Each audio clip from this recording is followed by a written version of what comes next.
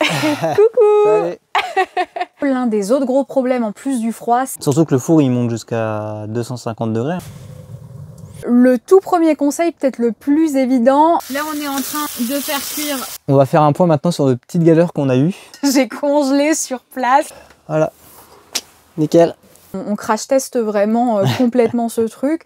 On est des pros. Bonjour à toutes et à tous, on se retrouve aujourd'hui dans une nouvelle vidéo où on va vous parler de notre vie en tente l'hiver et principalement du plus grand défi qu'on affronte, le froid. C'est ça. Si tu ne nous connais pas encore, nous c'est Aline et Nils et on vit depuis octobre dans cette magnifique tente cloche, le temps de l'autoconstruction de notre yurte contemporaine pour tendre vers une vie plus résiliente. Et dans cette vidéo, on va te partager notre expérience mais aussi nos meilleures astuces, bref, ce qu'on a appris en vivant en tente l'hiver et surtout on va te parler de notre indispensable, le système de chauffage et nous on a choisi un poêle à bois. C'est parti ? C'est parti. Alors un peu de contexte par rapport à la météo et les conditions qu'on a eues depuis octobre. On a eu quand même un automne-hiver relativement doux. Ouais. On a eu beaucoup de soleil. Après ce qui est bien c'est que nous on est exposé plein sud. Vous voyez on a le soleil en pleine face. Là on est vraiment, on est vraiment bien. On sort les panneaux solaires quasiment tous les jours. Même le four solaire on le sort régulièrement. Ouais. Et on a vraiment eu beaucoup de soleil. On a eu comment dire, quelques gels. On a eu une petite période. on a eu une semaine à moins 8 degrés. Ouais, c'était moins 11 je crois. Ouais, c'est ça, on a eu un pic à moins 11. Faut juste s'adapter le matin. C'est ça, et puis on n'a pas eu de... On a eu une fois de la neige, c'était hier soir, on est fin janvier. C'est ça, ouais. Et ça n'a pas tenu, hein. Là vous voyez que tout a fondu. Voilà, après ce qui peut être un peu embêtant, c'est les semaines où il fait que de pleuvoir. Ouais. Et la gestion de l'humidité. Mais on vous donnera quelques tips un peu plus tard dans la vidéo. Ouais, c'est ça, parce que du coup... faut comprendre qu'on n'est pas dans des températures extrêmes, genre il n'y a pas de neige tout le temps, enfin voilà, on n'est pas en altitude. C'est aussi pour ça qu'on a choisi la Corrèze, parce que c'est plus doux. Avant on vit dans le Cantal, c'est complètement autre chose. Voilà. Et pour faire un peu un contexte sur la vie en tente et les problèmes que ça peut générer l'hiver, il y en a deux principaux, c'est le froid et c'est l'humidité. Malgré tout, on va vous raconter un petit peu nous comment ça s'est passé, comment, enfin les petites astuces qu'on a trouvées. Mais pour autant, il y a beaucoup de gens qui nous disent que c'est vraiment impossible et que ça doit être ultra inconfortable. C'est pas du tout l'expérience qu'on en a, parce que au-delà de juste vivre dans la tente, en fait on fait pas que vivre, on y cuisine, on y dort, on travaille aussi sur nos PC dessus.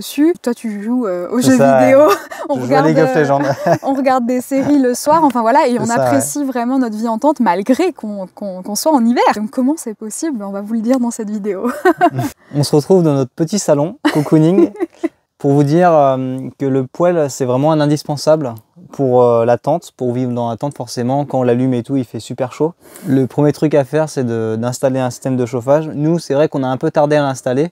On l'a seulement installé mi-décembre et c'est vrai que certains moments on aurait bien aimé l'avoir avant. Un petit peu avant. Mais en vrai dès qu'on l'a eu c'était vraiment un indispensable et c'est vraiment la première chose à faire. Ouais, et comme on l'a pas eu avant, on peut vous le dire, il y a des moments dans la journée où en fait, Nils est un peu plus résistant que moi, hein, je précise. Mais moi, j'allais dans le sac de couchage et je bougeais plus. Donc concrètement, à partir de 17h, certains soirs. Donc clairement, si vous voulez faire beaucoup de choses dans votre journée, ben voilà, c'est vraiment un petit peu embêtant de pas avoir de système de chauffage en hiver. Et donc c'est peut-être le meilleur conseil. Ouais. C'est ça, ouais. Du coup, on va vous montrer le poêle à bois qu'on a choisi et comment l'installer. Comment l'installer surtout, ouais. Et après ça, on vous fait un petit retour après 1 mois et demi d'utilisation. Hello tout le monde, on se retrouve. On va installer notre poêle à bois Winnerwell. Donc c'est un peu particulier parce que nous, on est dans une tente. Du coup, on va utiliser ce poêle à la fois pour se chauffer, pour cuisiner. On a un four aussi qui est intégré et ça va être juste du feu, trop bien. Et on va aussi l'utiliser pour sécher notre linge, sécher du bois, enfin voilà, il y a beaucoup de choses qu'on va faire avec. C'est parti, on vous montre comment l'installer. On va faire un petit point sur le matériel. Ça c'est pour faire la sortie qu'on va venir fixer à la toile. Ça c'est notre bouclier thermique qui viendra au-dessus de la toile. Là on a un petit tapis pour protéger le sol. Là on a des gants. Maintenant on va venir ouvrir les paquets.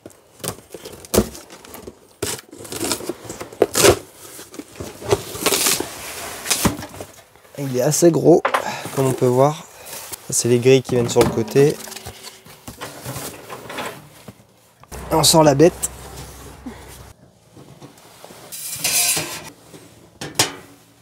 Les pieds.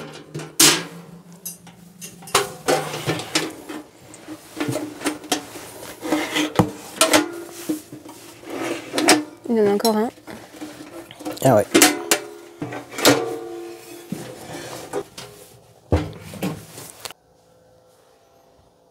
Vas-y. C'est bon? Ouais.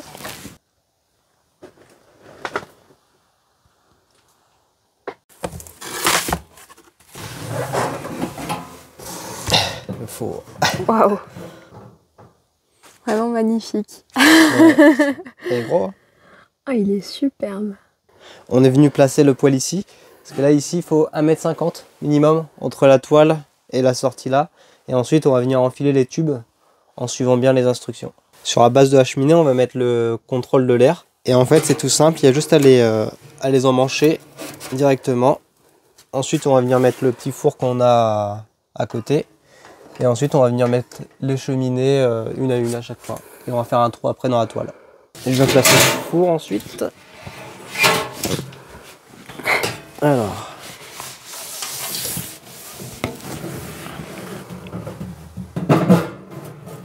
Hop.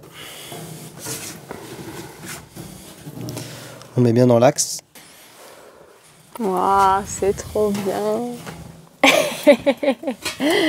Ah, c'est trop cool. Magnifique.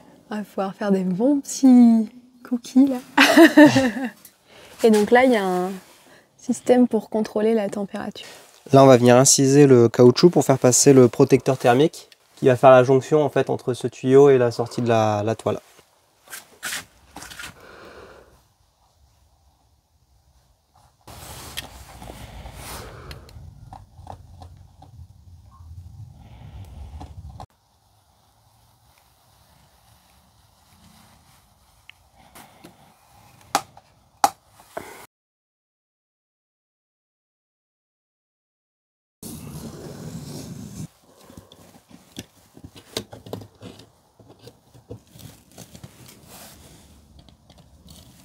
Là, on va rajouter cette petite plaque. On va la faire passer par au-dessus. Ensuite, on va faire passer cette plaque. Et on va venir la visser pour après découper avec un support pour que ce soit plus simple et qu'après, on fasse passer le tuyau directement. Je viens juste mettre cette petite plaque parce qu'on va découper à l'intérieur de ce motif-là. Comme ça. Hop là.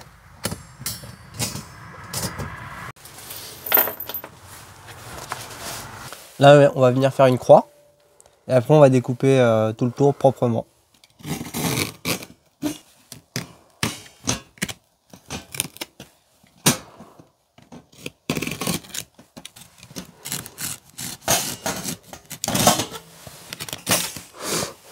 Vas-y. Coucou. Salut. Ah, ça fait une belle petite fenêtre là. On va se faire des fenêtres comme ça. Des petits ponts thermiques. Là, on réapplique la petite plaque. On met des vis dessus.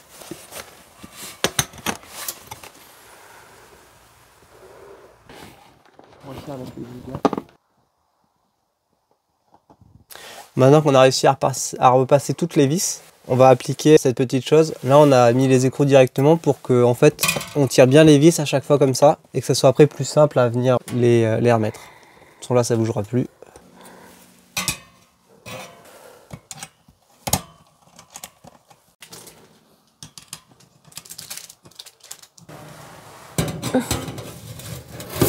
Voilà, nickel. Trop bien. On est des pros.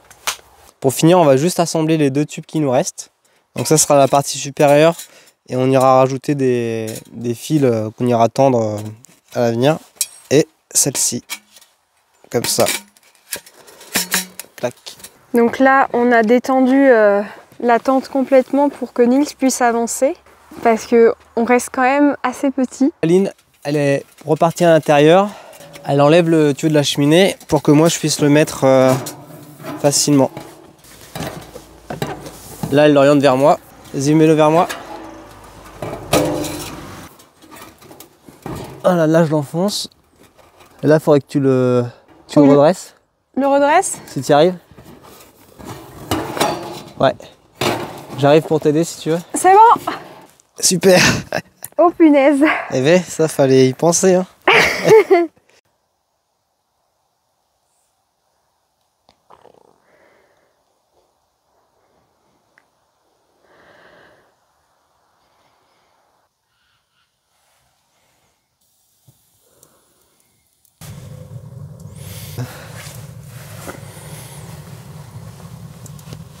On va enfin pouvoir bien se chauffer et puis cuisiner avec le poêle.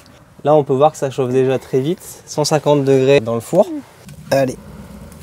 Ah, c'est trop bien. Hop là.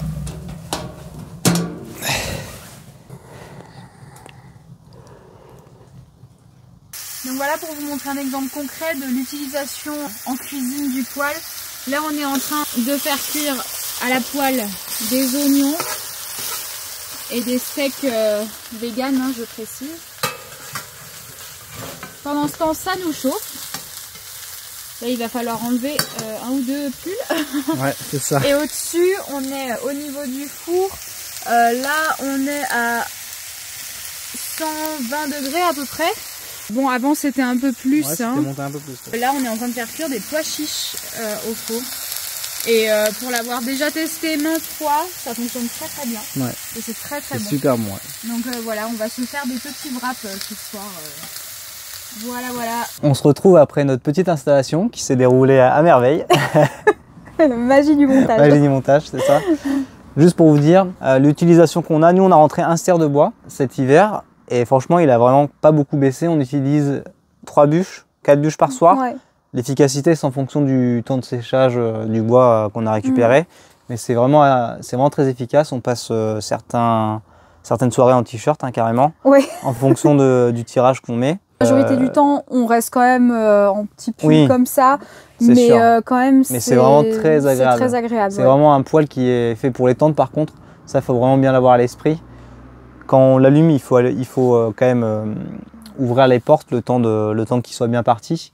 Ouais. Mais sinon, c'est ça, il faut éviter que la fumée s'accumule, même si c'est une tente, ça s'aère assez facilement, mais quand même, c'est quand même mieux d'ouvrir grand les portes pour que la fumée, elle s'évacue tout de suite. Mais de toute façon, après, une fois que le feu, il se maintient de lui-même, il n'y a presque plus besoin d'ouvrir la porte du feu et de mettre de bûches, ou alors vous pouvez les mettre juste rapidement comme nous, mais nous, on le laisse vraiment fermer tout le temps après, et il n'y a pas de fumée. Oui, il n'y a rien, il n'y a pas de... C'est au début où on ouvre les portes, et puis après, quand on ferme les portes, on se rend compte qu'il fait bien chaud.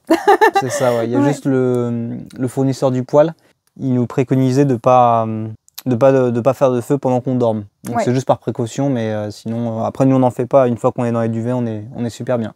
Ouais, c'est ça. En gros, nous, on l'allume vers 17-18 h. En ce moment, plutôt vers 18 h. Pas forcément tous les soirs, parce qu'il y a des soirs où il fait plus de 10 degrés. Donc, enfin voilà, ça dépend vraiment des soirs. Et en fait, ce qu'on a remarqué, c'est qu'il s'éteint de lui-même vers 22-23 h. Et c'est au moment où nous, on va se coucher. Et puis, de toute façon, on fait en sorte que le tirage, en fait, voilà, consume la bûche pour qu'au moment qu'on aille se coucher, il n'y ait plus besoin de l'entretenir. Et puis, franchement...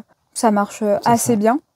Et peut-être une question que vous vous posez aussi, c'est par rapport à la cuisine, parce que du coup, au-delà de nous chauffer, ce poêle nous permet aussi de cuisiner. Il y a un premier, je vais me bouger un peu, une première utilisation, c'est directement sur le poêle. Donc là, on peut à la fois réchauffer les plats, mais aussi faire cuire, faire bouillir, faire griller. Nous, on a tout testé, donc dans des casseroles, dans des poêles, dans un énorme faitout. Tout fonctionne. Tout fonctionne. Voilà. Et puis pareil, vous pouvez ajuster un peu le tirage. Nous, des fois, ça nous fait vraiment rire parce qu'on a l'impression d'être sur une plaque de gaz, en fait, classique de cuisine. On règle la puissance. On tourne, voilà, on règle la puissance, mais en vrai, c'est assez drôle mais ça fonctionne vraiment très très bien. Donc ça, c'est super cool. Nous, par exemple, on fait chauffer notre eau le soir, on la met dans une gourde isotherme et comme ça, le matin, on a déjà de l'eau un peu tiède. C'est vraiment agréable. Surtout que le four, il monte jusqu'à 250 degrés. Hein. Oui, c'est ça, parce que du coup, on n'a pas parlé du four. C'est qu'en fait, nous, on a pris cette petite extension, donc c'est le four à pipe. Ben, on est aussi très agréablement surpris. Alors oui, vous vous dites peut-être que c'est tout petit. Et donc oui, il faut des accessoires un peu plus petits. Je sais pas si on en a un. Je sais pas, mais je peux montrer l'intérieur. Ouais. Je vous embarque. Donc ici, on voit bien les degrés et ça peut monter facilement jusqu'ici. Hein. Et du coup, nous, on a des petits poêles.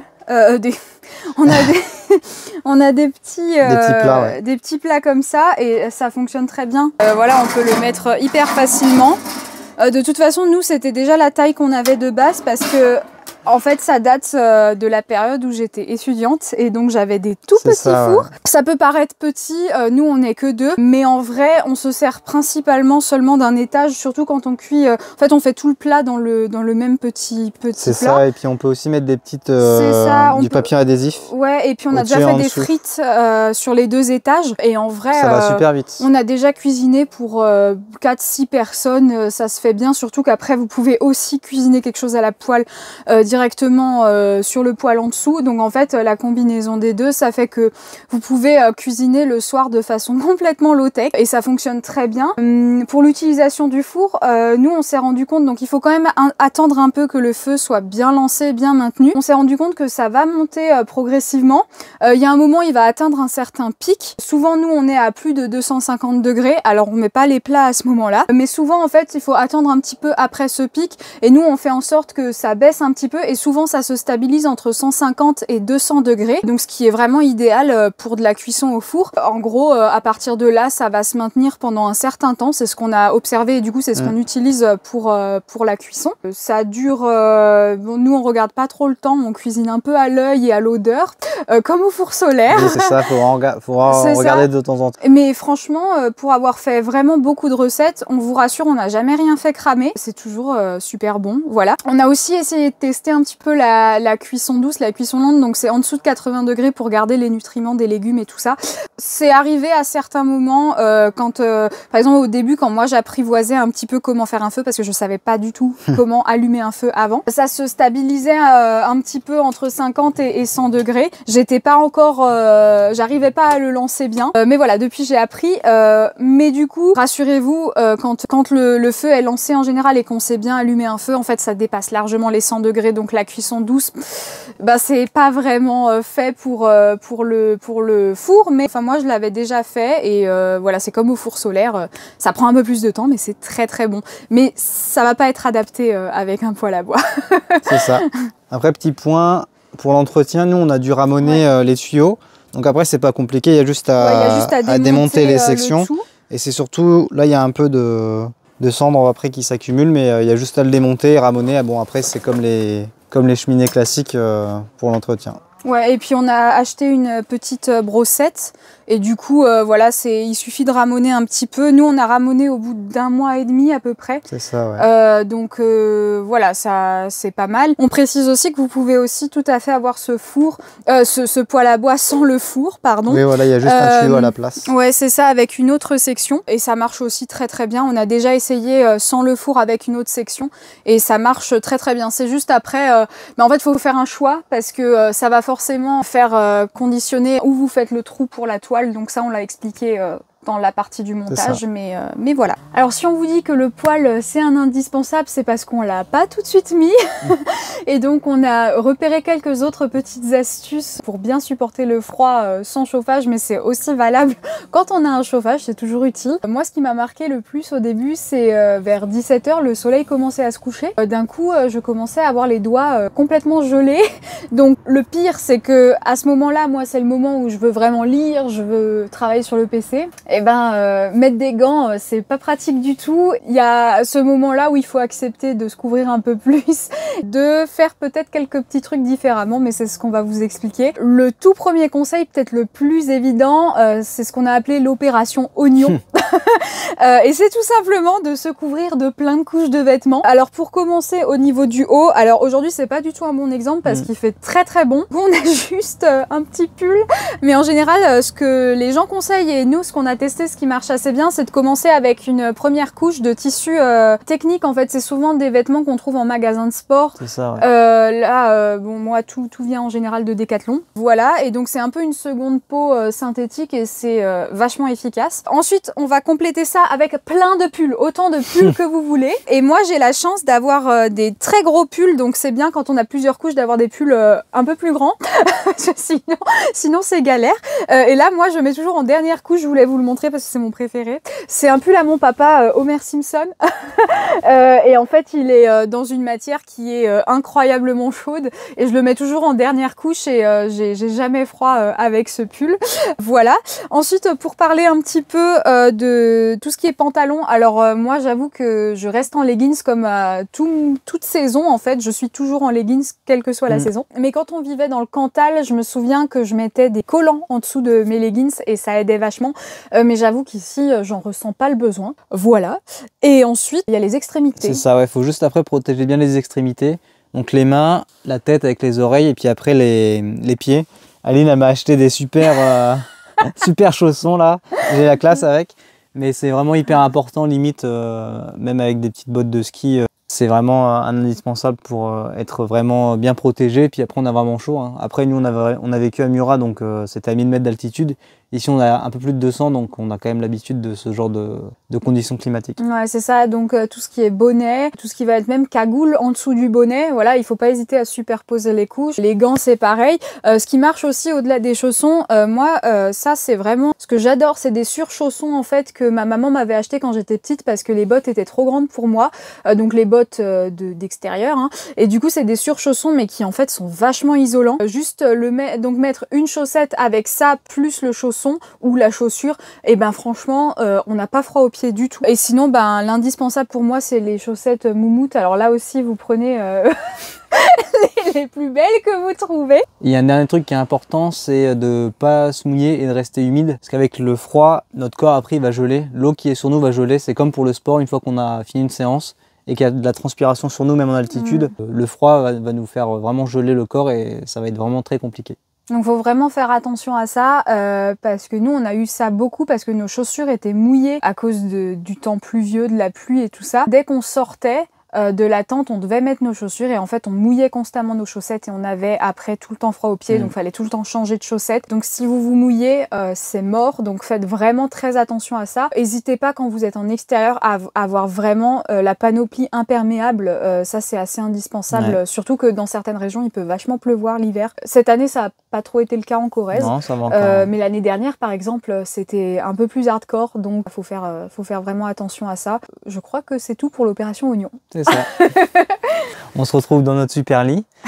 Ce qui nous aide beaucoup aussi, c'est que le lit, il est vachement loin du sol. Ouais. Et en plus, on est sur une terrasse qui est déjà, elle, surélevée, donc on n'a vraiment pas de contact avec le sol. Le sol est un peu froid, mais je veux dire, dans le lit, ça se ressent vraiment pas. Et on a un énorme matelas on aussi. a un gros matelas. On l'a orienté plutôt au sud, parce qu'en fait, si on l'oriente au nord, bah forcément, on va avoir plus froid. Donc après, quand on va avancer dans la saison, on fera peut-être l'inverse. On se remettra direction le nord pour le printemps-été, pour éviter d'avoir trop chaud. Et après, ce qui nous a vraiment sauvés, c'est les duvets 0 degré, donc c'est des sacs de couchage en sarcophage. C'est souvent pour la randonnée. Hein. Alors le mien, quand je l'ai ramené, Nils il m'a dit c'est vraiment le pire sac pour de la rando parce que c'est vrai qu'il prend énormément de place, mais il est très molletonné, voilà. Mais vraiment, il est super confortable, voilà. Et donc on ne dort pas ensemble. Je sais qu'il y a des gens qui relient leur sac de couchage, mais nous, être vraiment en cocon, sarcophage, c'est vraiment ce qu'on trouve le plus efficace. Par-dessus, on a une simple couette. Et d'ailleurs, quand on a trop chaud,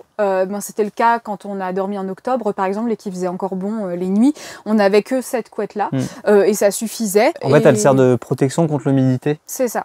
Ça évite d'avoir beaucoup d'humidité sur le sac de couchage au lieu de l'avoir sur le drap. Ouais. Et du coup, quand il gèle, le sac de couchage ne gèle pas. C'est ça. Et du coup, ça se passe assez bien. On s'était dit peut-être qu'on rachètera des couvertures si on a trop froid. Mais en fait, moi, j'avoue que... Mais on a même trop chaud. Hein. Ouais, là, la nuit dernière, il a fait 0. Et moi, honnêtement, avec ça et ça, si je suis bien enfermé, même limite la nuit, je transpire dans le sac. C'est ça. En fait, des fois, on se réveille parce qu'on a trop chaud et on doit enlever des couches. Donc, voilà, c'est une gestion un petit peu compliquée. Surtout qu'après, le matin, quand on se réveille, quand il faut sortir du sac de couchage, là, c'est un peu plus compliqué si on a enlevé des couches. Faut vite remettre plein de couches et sortir. Mais voilà, ça fonctionne assez bien comme ça. Autre chose que nous, on n'a pas du tout testé, c'est d'isoler un peu plus la tente. Alors, on parle pas de commencer à mettre des couches d'isolant sur la toile, pas du tout. Mais c'est surtout au niveau du sol que ça joue. Nous, pour vous donner un petit exemple, en fait, parce que là, nous, on n'a pas du tout isolé le sol, c'est directement en contact avec la terrasse. Quand il gèle, le matin, quand on marche dans la tente, on sent qu'il y a du gel en dessous de la toile du sol. Sous les pieds, sous les pieds. Voilà, donc c'est pour dire que le froid arrive aussi par en dessous. De toute façon, façon, l'isolation, elle est assez inexistante dans la tente vu que c'est une toile de coton. Mais il y a des gens qui voient vraiment des améliorations en mettant des tapis au sol. Il y a des super tapis, notamment pour les tentes Canvas Camp. Canvas Camp, ils en commercialisent. C'est des grands tapis qui font tout le tour de la tente. Mais nous, honnêtement, on n'a pas voulu en mettre parce que déjà, on a un chien, on vit sur un chantier et déjà comme ça, on doit beaucoup nettoyer la tente, le sol de la tente, on ramène beaucoup de terre. Ouais. Voilà, et en fait, les tapis, ça aurait été vraiment compliqué à nettoyer, insupportable. Ouais. On aurait dû à chaque fois tout démonter parce que nous, en plus, on a un mât central vu que la tente, elle est très grande. Et en fait, on aurait dû à chaque fois tout démonter, tout enlever, donc nos affaires et tout ça. Donc franchement, nous, on a décidé de s'en passer. C'est vrai qu'on aurait pu mettre quelques petits tapis au sol, mais honnêtement, comme on passe avec le système de chaussons et tout ça, ben, on n'en ressent pas le besoin. Donc, on vous l'a dit au début de cette vidéo, l'un des autres gros problèmes en plus du froid, c'est l'humidité. Récemment, moi j'ai parlé avec une personne qui m'a dit qu'elle a carrément arrêté de vivre en tente l'hiver parce qu'elle avait des gros problèmes de moisissure. Et c'est aussi l'une des questions qui revient souvent dans nos DM, c'est si on a des gros problèmes de moisissure.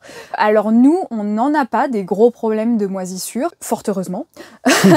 Ça peut s'expliquer par plein de choses, hein. On n'est pas en contact direct avec le sol, on est exposé plein sud. Voilà, l'un des trucs les plus efficaces quand même qu'on a trouvé par rapport à la condensation, parce que c'est vrai que quand il pleut plusieurs jours, quand il fait humide plusieurs jours, on a pu observer que la toile elle était un peu humide, mais nous on a trouvé que en allumant le poêle régulièrement, bah, on n'a pas ce genre de problème. Voilà. Ensuite on a eu aussi beaucoup de discussions sur des gens qui ont été déçus de tentes parce que justement à cause de ces problèmes de moisissure, et en fait en creusant un petit peu, bah, on s'est rendu compte que la qualité de la tente que vous avez, ça joue énormément. Là nous on est sur une tente de Canvas Camp, donc qui est une marque qui fabrique ses propres tentes et actuellement c'est l'une des meilleures qualités sur le marché. Je pense honnêtement qu'on passe à côté de beaucoup de problèmes parce qu'en discutant avec plein de gens, ils nous ont dit « Ah mais j'ai trouvé des tentes moins chères sur tel ou tel site et j'étais passée par ça. » Oui, c'est beaucoup moins cher, mais ils ont eu des énormes problèmes et je pense que ouais, la qualité ça doit jouer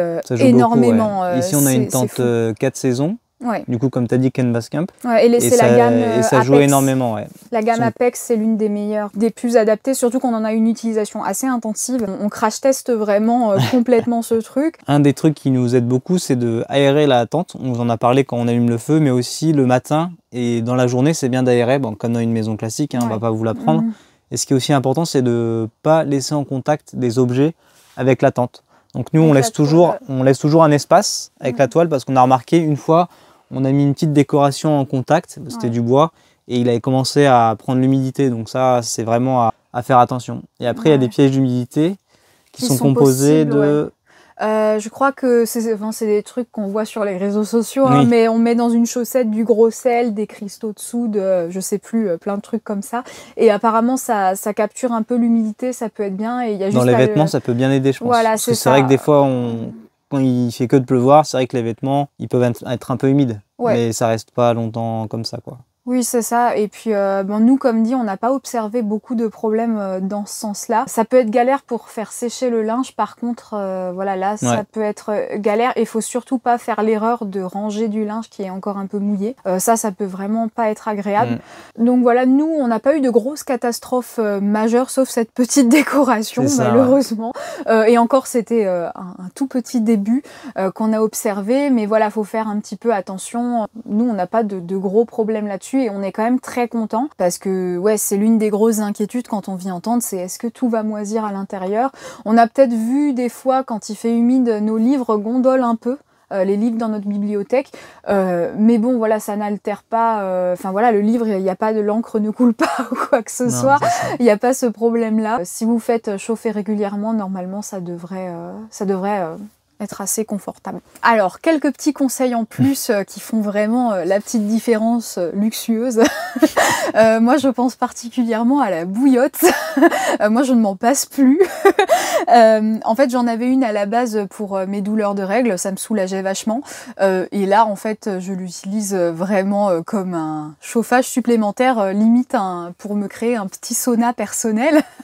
Vraiment, alors, Nils ne supporterait pas. Hein. Non, moi, je supporte bien le froid. donc j'ai pas besoin de... Ouais, moi je suis vraiment quelqu'un qui adore être au chaud. Moi je la fais chauffer le soir et je la glisse après dans mon sac de couchage avant d'aller me coucher quelques minutes et puis ensuite je me glisse dans le sac de couchage et je garde la bouillotte soit à mes pieds, soit je la serre contre moi. Enfin vraiment c'est trop cool. C'est ça, ouais. Deuxième petit conseil, c'est de passer beaucoup de temps dehors. Forcément, si on passe du temps dehors, on va avoir chaud. Si on fait du travail physique, surtout. Même quand il pleut, rester dehors à faire des choses. Bon, on est humide, mais il faut des bons habits de protection. Mais ça maintient quand même bien au chaud et c'est quand même bien pratiqué. Ensuite, il y a aussi le fait de pas, surtout d'abuser des boissons chaudes. Ça fait vraiment du bien à cette saison. Donc tout ce qui est tisane, nous on adore se faire des matcha latte. Voilà, il y a plein de boissons possibles. Et aussi, j'y pense, je l'ai déjà dit avant, mais nous on fait chauffer notre eau pour qu'elle soit à une température un petit peu tiède. Voilà, pas trop chaude non plus. C'est pas agréable de boire de l'eau chaude pour éviter que ça gèle, ouais. Sans rien. Et du coup, on la met dans une grosse gourde isotherme et comme le matin, on a de l'eau qui est déjà bien tiède, on la fait chauffer le soir et puis le matin on a de l'eau tiède. Parce que vu que c'est important quand même de s'hydrater, de boire, mais quand l'eau parce que l'eau forcément elle va être froide parce qu'elle va être à température ambiante, ben c'est pas du tout agréable. Donc voilà, boisson chaude plus chauffer un petit peu l'eau et la maintenir au chaud dans un truc isotherme, ça fait vraiment la différence. C'est ça, ouais. Moi il y a une petite astuce que j'avais déjà en appartement, c'est de prendre des douches froides. Toute proportion gardée, bien sûr, on va pas se geler quand il fait déjà froid dehors. Ça permet de résister encore plus au froid, de prendre des douches froides. Moi, j'avais déjà l'habitude, donc je pense que ça m'aide à vivre cet hiver en tente, par exemple. Et c'est vraiment un conseil très important. Après, il ne faut pas se mettre en danger non plus, hein, faites attention. Ouais, mais c'est des choses qui peuvent bien aider. Ouais. Et moi, j'apporte juste une petite nuance parce que du coup, j'ai fait aussi des douches froides et c'est vrai qu'après, on n'a pas froid. On a l'impression de ne pas avoir froid et du coup, ça aide vraiment. Seulement pour les personnes qui ont un système nerveux fragile, moi, c'est mon cas. Moi, je suis suivie aussi par une naturopathe là-dessus et vraiment, en fait, elle m'a dit non mais arrête. Et je sens la différence en ayant arrêté les douches froides et en n'étant que sur des douches chaudes. Pour le système nerveux en tout cas, mais ça concerne certaines personnes comme les douches froides vont faire du bien à d'autres personnes, voilà c'est au cas par cas. Mais nous en tout cas, on est vraiment différents là-dessus. Moi du coup j'ai arrêté complètement les douches froides, mais c'est vrai que pour l'avoir testé, on n'a plus cette sensation de froid et du coup ça aide quand même après à supporter mieux, mais peut y avoir des conséquences sur le système nerveux pour certaines personnes, donc à nuancer. Voilà. C'est ça. Et dernier petit truc, sans le vouloir de notre côté, mais on a eu des petits breaks qui étaient... voilà, c'était pas du tout dans une perspective de fuir la tente, au contraire. C'est juste que nous, tous les deux, on est nés en fin d'année. Donc forcément, on avait nos anniversaires et il se trouve que cette année, Nils avait 30 ans, donc on a fait un petit... Enfin, j'avais organisé avec sa famille un anniversaire surprise. Un anniversaire surprise, voilà. On a fait un peu de tourisme et tout pour le mener en bourrique avant. Voilà, donc ça fait un petit week-end en dehors de la tente où on était plutôt dans des gîtes et tout ça où donc forcément il fait une température de maison. Moi tu m'as emmené dans le Périgord noir, pareil on était dans un petit gîte, donc on a eu des petits week-ends et aussi des petites soirées entre amis ou voilà ou des fois quand c'était un peu loin, quand on était en soirée un peu loin, on dormait chez nos amis ou dans nos familles. Voilà, c'est des petits breaks qu'on a eu sans trop le vouloir, mais voilà ça fait du bien et surtout pour des gens qui voilà auraient un peu plus de mal. Je pense qu'il faut vraiment, nous en tout cas, on fait pas cette expérience dans l'objectif de se flageller. Donc si vraiment vous ressentez le besoin pour tenir sur du long terme, des fois des petits breaks, ça peut juste faire du bien. Nous, voilà, comme dit, c'était vraiment pas pour fuir la tente, mais on s'est rendu compte que voilà, ça fait un petit break de temps en temps. Mais bon, après... on se réhabitue bien à la tente après. Hein, ouais, c'est ça. C'est vraiment pas compliqué, on va dire. C'est ça, et puis des fois, là, il y a la perspective du froid aussi, mais des fois, ça fait juste du bien, même quand on vit dans une maison ou quand on vit en appart, juste de voir un petit peu d'autres horizons. Voilà, et en hiver, ça peut faire du bien au moral. C'est sûr, ouais. On va faire un point maintenant sur de petites galères qu'on a eues. Ouais. On en a eu quand même quelques-unes, hein. Tout n'a pas été tout beau, tout rose. Et le premier truc, c'est les fruits et les légumes. Au début, on les stockait... en dehors d'un meuble. Quand il gelait, surtout les bananes, en fait, elles devenaient noires le lendemain. Donc, on est venu à la conclusion qu'il fallait les mettre dans un petit meuble qu'on a juste à côté. Et après, on a eu un peu moins de problèmes. Ouais. La deuxième chose, c'est la batterie qu'on a. Pareil, au début, elle restait au sol, donc dès qu'il gelait, elle gelait aussi. Elle prenait du temps à recharger le matin, donc il fallait qu'on la mette au soleil. Et la petite astuce qu'on a eue, c'est de la mettre sur une chaise surélevée et de l'enrouler d'une couette. Et avec ça, c'était beaucoup plus... Ouais, elle était protégée du froid. Et oui, elle était beaucoup mieux protégée. Ouais. Ça l'a pas affecté sur son efficacité par après, elle fonctionne très très bien. C'est juste qu'en fait, quand on voulait la brancher de nouveau au panneau solaire, en fait, elle nous disait qu'elle avait trop froid et du coup, elle chargeait pas alors qu'il y avait du soleil. Après, ça c'est comme les batteries classiques, c'est juste que le matin, quand on voulait recharger nos téléphones, ça marchait quand même. Oui, voilà, ça, on pouvait quand même recharger, c'est juste pour recharger la batterie avec les panneaux solaires. Puis moi, il y a un autre truc, c'est que moi, c'est par rapport au sport. Alors, j'étais hyper motivée en début d'année, nouvelle résolution, tout ça. Et du coup, moi, il faut savoir que... alors, Nils, toi, tu fais beaucoup de courses à pied, donc c'est beaucoup à l'extérieur. Et puis, je me réchauffe très vite en courant. Moi, en fait, je fais des sports un peu plus doux. Donc, tout ce qui est yoga, musculation, souplesse, c'est des sports un peu plus tranquilles. Et je les fais à la maison, en fait, donc dans la tente. Le problème, c'est que donc j'ai tenu quelques semaines comme ça, où je me levais, il faisait -6, allez, je fais mon sport, je commence par un petit peu de cardio et tout ça pour me réchauffer et tout. Et j'ai eu une expérience où j'ai fait un cours de yoga, où je bougeais presque pas. Et j'ai congelé sur place. Et en fait, je me suis dit, je vais un petit peu ralentir et je vais lâcher du lest. Et j'ai la chance aussi que plusieurs fois par semaine, je fais de la pole dance et tout ça. Donc ça, je fais pas du tout sur le terrain, je fais dans un studio qui est chauffé. Et donc en fait, tout simplement, mon sport, je le fais là-bas du coup. Et j'ai un petit peu arrêté de faire du sport dans la tente pour le moment. Mais je pense qu'avec les jours qui se réchauffent, ça va revenir. Et de toute façon, je pourrais aussi faire le sport à d'autres moments de la journée où il fait plus chaud. Mais ça, c'est une histoire d'organisation et de motivation. Voilà, on a essayé de condenser au max, même si ça fait une longue vidéo, je pense, mais c'était un sujet vraiment assez important, donc on voulait prendre le temps d'en discuter. Et puis, n'hésitez pas à nous partager vos retours d'expérience, si vous avez vécu des expériences similaires, et vos conseils, ou alors vos questions, enfin voilà, je ne sais pas, comme ça on peut en discuter. Ouais. Ce qui nous a beaucoup aidé, c'est que par le passé, on a vécu des conditions vraiment beaucoup plus compliquées, notamment à Murat, comme on en a parlé, c'était à 1000 mètres d'altitude.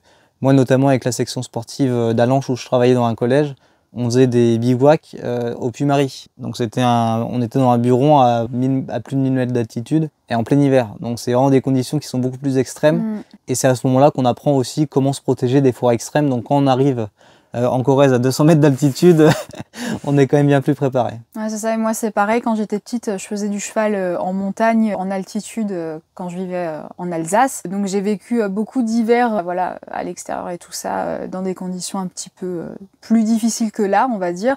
Et j'ai vécu en Inde aussi, dans des régions qui étaient un peu plus froides. Voilà, donc vraiment, il faut se dire aussi que nous, c'est pas le pire qu'on a vécu. Après, on sait que le froid, ça touche énormément de monde en hiver. Voilà, on pense forcément aux personnes qui vivent dans la rue. C'est pas du tout les mêmes conditions. Nous, on est vraiment dans des conditions qui sont vraiment beaucoup plus confortables. Mais on pense aussi aux gens qui sont dans des maisons et qui ont froid. Moi, là, récemment, je lisais encore une BD où l'autrice, elle racontait à quel point elle avait eu froid pendant ses études en Angleterre dans un petit appartement. Voilà, il y a des gens qui vivent dans des maisons en pierre, qui ont froid. Il y a beaucoup d'humidité. Voilà, les gens il y a d'autres gens comme nous qui font des travaux et qui subissent le froid aussi dans des maisons à retaper ou quoi. Donc on pense à toutes ces personnes-là. Voilà, mais nous, on est vraiment assez privilégiés. Donc voilà, par rapport aux gens qui nous disent que c'est impossible ce qu'on fait, voilà, nous vraiment, c'est pas le cas. Après, ça veut pas dire que c'est pas... Ça n'a pas été forcément facile. Il y a eu des moments d'adaptation. Moi, je pense que j'ai été un peu plus sensible à ça, mais déjà parce que de base, je suis quelqu'un qui n'aime pas le froid, qui n'aime pas l'hiver. Donc, ça m'était vraiment dans une ambiance difficile dès le début.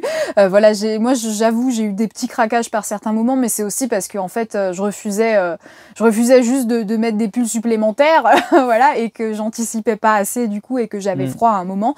Et donc après, on subit. Je pense que le système nerveux il craque à cause de ça. Mais honnêtement, pour maintenant s'organiser un peu plus et avoir toutes ces petites astuces en place, voilà, c'est pas du tout insurmontable. Voilà, c'est un peu notre petite expérience là-dessus, en étant aussi deux personnes extrêmement différentes par rapport au froid. Oui.